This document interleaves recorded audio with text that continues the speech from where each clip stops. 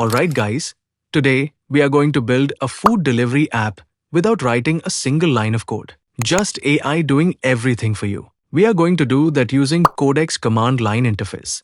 By the end of this video, you will have your own food delivery app running on your system. So without wasting any time, let's start the video. First, open your command prompt or terminal and run the command npm install-g at OpenAI/Codex. This will install Codex globally on your system. Once the installation is complete, we need to verify it.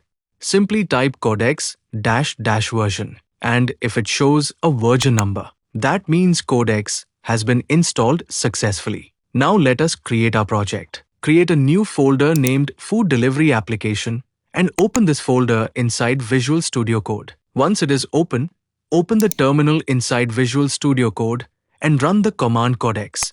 The first time you run it, it will ask for permission. So select yes and continue. After that, it may ask for administrator access, and you should allow that as well. Now we are successfully connected with Codex and ready to build our application using AI. Now comes the most exciting part. We are going to give Codex a simple prompt to create a food delivery app using React.js and Tailwind CSS. After typing the prompt, press enter and let Codex do its magic. It will start planning, generating code, creating components, and styling everything automatically. I will speed up this part and we will come back after 5 minutes. Alright, we are back.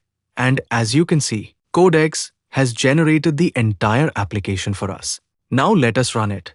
Open a new terminal and run the command npm run dev. Then go to your browser. And here it is. This is absolutely amazing. You can see a complete food delivery app with a beautiful user interface, smooth layout, and everything structured perfectly. You can scroll through the application and explore all the sections. It looks incredibly professional. This truly shows the power of AI. And that is it for today. We built a complete food delivery application using AI with zero manual coding. If you enjoyed this video, make sure to like and subscribe. And I will see you in the next video. Until then, keep building.